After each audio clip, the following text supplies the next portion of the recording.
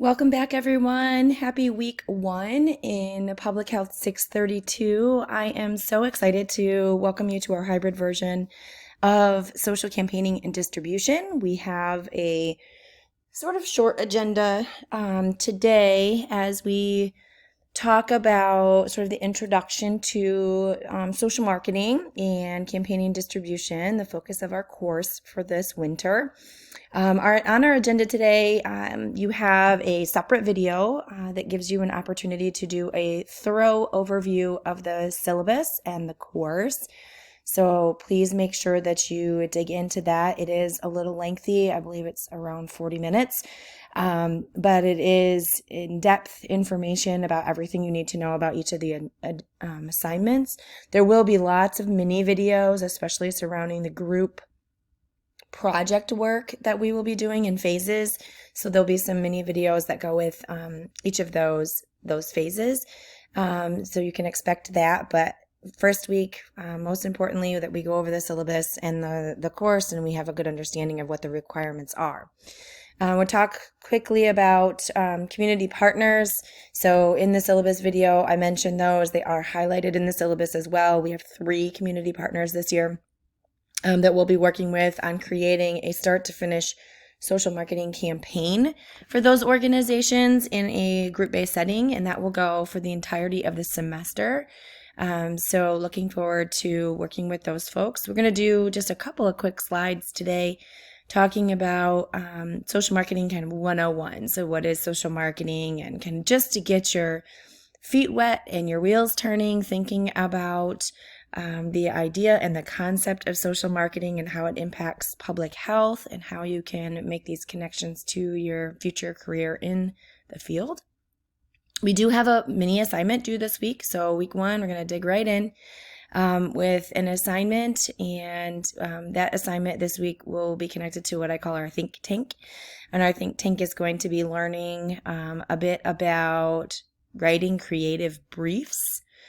And this is really just, again, to kind of get you thinking and understanding a little bit more about some of the nature of creating a complete social marketing campaign through kind of a brevity, if you will. And that's what we call a creative brief. And so there's some instructions, a fantastic website that we will go over that will give you some understanding of what a creative brief is and what it looks like. I've actually gone through, there's tremendous amount of templates out there for creative briefs, and I've actually, just to make it really simplistic for the hybrid group, I've gone in and found a nice template that was done by Johns Hopkins University, and it's a very general template, and so I'm going to have everybody use the same template so that you don't have to go out scouring for a template or trying to question what it is that I'm looking for in your own attempt at writing a creative brief. And that's going to be assignment number 1.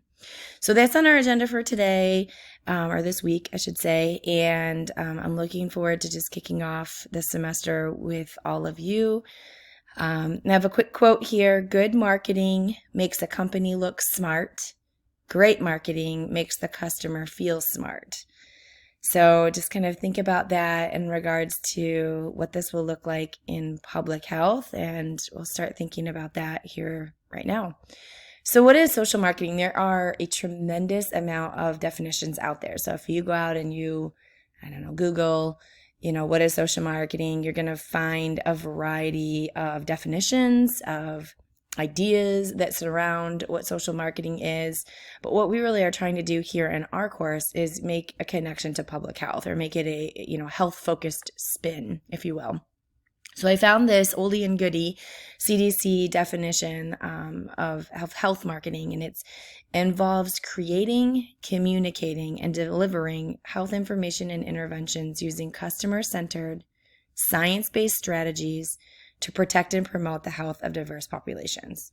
And I read, I don't even know, probably 20 or 30 different definitions on social marketing, and social marketing as it's connected to public health. And I felt like this was the most complete, most comprehensive way I wanted to explain social marketing from the start to all of you as we kick off this class. what's interesting is that when you hear the word marketing, some of you may have some experience, I don't know, maybe from undergraduate degrees or from work experience that may have some connection to marketing, right? And so when we think about social marketing and this course, one of the things that I think we have done and we are doing well for the majority of us is social media, right? And so in a sense, with social media, our personal and maybe now our professional templates that we use for social media, we are absolutely marketing health related messages using social media. So social media and social marketing are very different, but they also have some nice intertwining that is happening. And some of that is very understandable to all of you as you've had maybe your personal social media up for some time. And I know, just in watching, people who like and comment on our program page for social media, our Facebook and our Instagrams, that you all as students in public health have really shifted, I think, your postings, like what you share, things like that, in a public health related spin, right? Whether you realize it or not, you've been in the program for now going 5 semesters, and your focus, especially in the given times, has really turned to your future profession in public health. And so some of those things, creating these messages, communicating them out to your peers, your friends, your families, delivering health information messages from credible and relevant sites, a lot of this is an overlap. But when we talk about marketing specifically, what we're doing here is we actually are using some business-like related marketing skills, and we're translating them into a healthcare setting and using them to create something that is more of a long-standing marketing plan to help people change, right? So all the way back to 622, so our behavior and theory class that we took last summer, it's really important that we think about that. That's going to come up, the concepts and the theoretical models that we learned from the beginning of our emphasis trajectory and that 3-part series of theoretical models and health education, and then finally evaluation. All of that's going to come full circle in this course. You're going to be utilizing and reinforcing many of those skills that you learned in creating this social marketing public health campaign for your organization. As you learn the concepts that go into that, you will see that we're creating a start to finish type of program, if you will, that will move people through a behavior change, a voluntary behavior change, using theoretical models and communication and a lot of creativity as well. So, one of the things I think I mentioned in the syllabus video is that I'm hopeful that you all will find this class to be fun. I love teaching this class. Obviously, I'm very passionate about this area of health education and promotion. I've taught this class for a long time, but I do think that this is something that's very relatable to students because we do have such a strong presence in social media in this generation. I think that it's easily translated into professional skills by way of social marketing. So again, lots of definitions that kind of encompass what social marketing is, give it a healthcare spin, and we're looking to create sort of a template for and a strategy to protect and promote the health, change behaviors, move people in the right direction in an area of healthcare that we feel passionate about. And you're going to have an opportunity to do that this week, even in the attempt at a creative brief.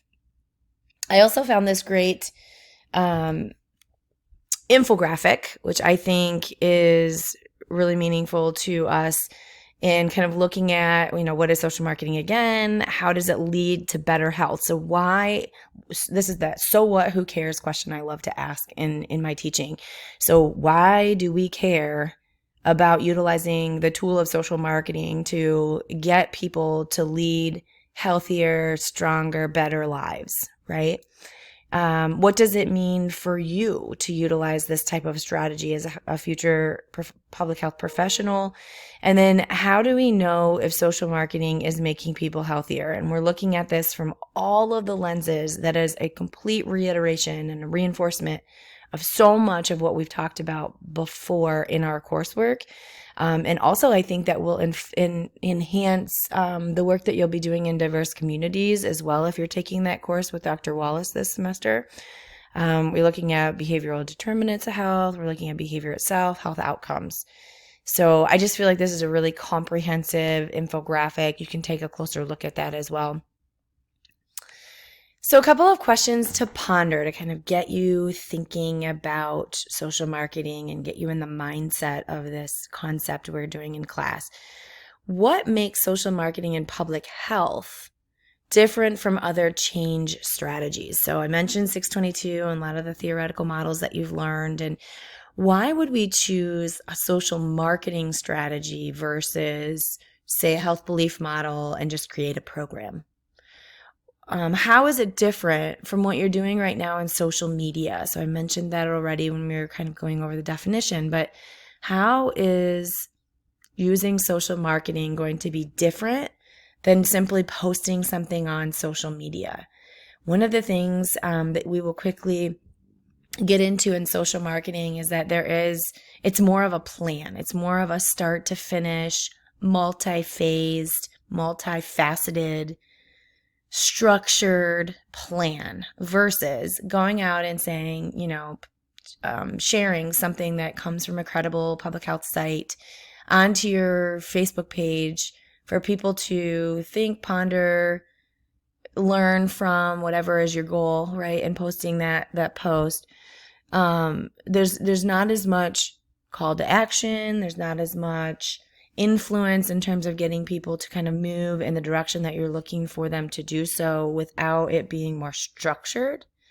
So those are some of the thoughts I'm hoping for you to ponder as we dig into this first week, as we look at some of the resources on our week 1 Blackboard page. There are a number of them. I fear actually going to the page, even though I have it open here on my recording, because I think it's going to mess up my sizing. But in week 1, I have a couple of videos that I posted there. One is more lengthy, one is short, that kind of just get you thinking about health and social marketing.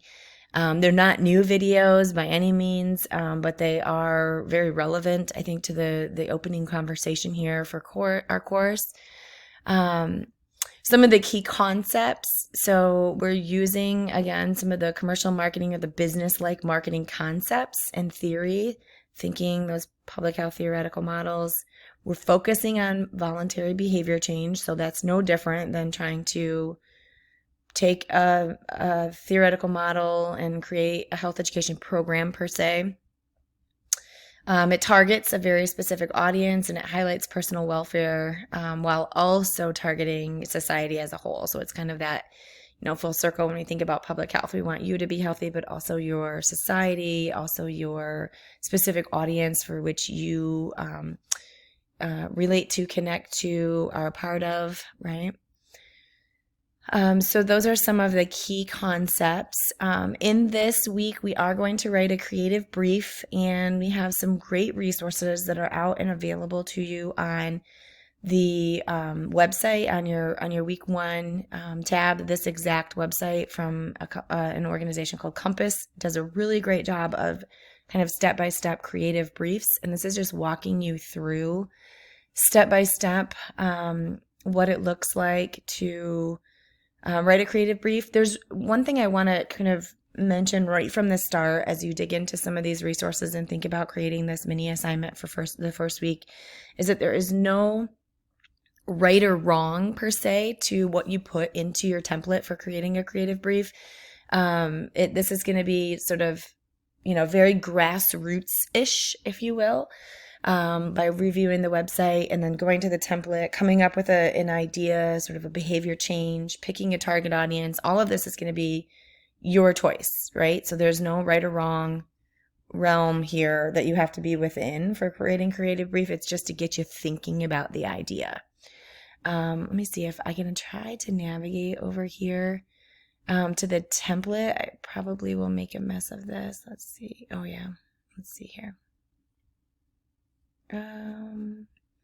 So this says at the top, and it's being cut off in my video, but it says creative brief template, and you'll see this in your week 1 under the mini assignment. What you're basically going to be doing is picking a health intervention that is meaningful to you. So you have probably a passion area at this point in public health. You can pick that. You're looking to create a shared vision, a little bit of information about the background of that issue. Again, all of this you're going to come up with. Who's your audience going to be? Who are you targeting with this creative brief kind of guide to create a social marketing campaign? Who's your primary audience? Who's your influencing audience? What are some of your objectives? Do you have barriers, competitive behaviors, barriers that might impede progress forward with this particular issue change? And then we get into some of the fun, right? So you're looking to see what the benefits are, what the supporting points are, what's your call to action? So this is kind of the big picture. Like, what are you aiming to do by creating this social marketing campaign to change this behavior? What's your call to action? What do you want people to do? What are your creative considerations? So this is like, will you use social media? Will you use billboards, flyers, websites? Who knows what you could use to kind of be creative and getting your messaging out. Type of materials might you develop, creative concept outlines, general outlines. Will you have a logo? You don't have to create the logo. Maybe talk about what you would foresee and envision here. What kind of technical issues and specifications would you use? So this creative brief is a very general, very comprehensive outline of the entire thing that you are going to do in your group-based project. So phase by phase, we're going to learn very in-depth about each of these different areas. So for this first week, I just want you to kind of dig in and be thinking about start to finish and throw some thoughts onto paper. It's basically what's happening in this creative brief. This is where you would start if you were working as a public health professional and you were going out and getting this as an assignment from your boss. I'm looking for a social marketing campaign. You may start with a creative brief. And so that's why I'm starting you all with a creative brief, because you don't know anything, right, about any of this. And it's an opportunity for you to kind of think about what it could look like, on your own terms. So with an issue that you feel passionate about. Okay. So that's going to be your mini assignment number 1. That creative brief is going to be found on your week 1 template. Let me see if I go here. Of course, it's going to mess it up again. Yeah, that doesn't really work for me. So you'll see all that in your week 1. Sorry about that here.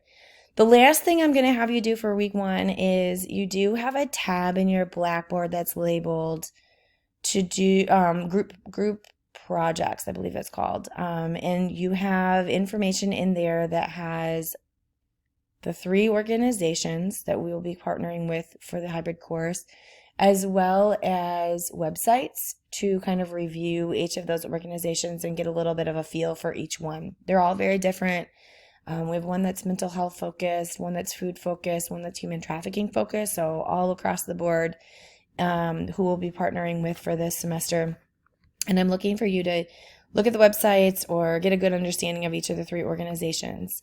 Later in the week, we're going to have a sign-up sheet, and I'm going to allow you on a first-come, first-served basis to sign up for a student slot that fits each of these organizations, so that we can compile who our groups are and do some introductory emails to our partners in preparation for phase 1, which is our client meetings. And so I mentioned this in our syllabus overview as well, but you will be meeting using Zoom, of course, to meet with that organization and that community partner specifically to learn much more in-depth information about the organization and what they may be looking for in regards to a social marketing campaign to get you started with your first of 5 phases for that assignment. So that's it. So quick general overview of social marketing. We have more to come, lots more to come. In that, we're going to dig into some resources on creative briefs, get your feet wet on the start to finish of what that's going to look like for your group project, and then we're going to review those organizations in preparation for a sign up. That's a lot for this week. I know the syllabus video was quite a bit to just go over and get a good understanding of what we're doing in the class, start to finish, and then this will kick us off, I think, for a strong start to PH 632 for winter. So have a great week, everyone. Email with questions. Office hours are Tuesday mornings if you need them, otherwise by appointment, which will likely work better for this class because I know you are all busy working professionals and working out in the field. So just let me know if you have any comments, questions, thoughts, feelings about this first week. I'm happy to hear them. I look forward to working with all of you. Have a great week.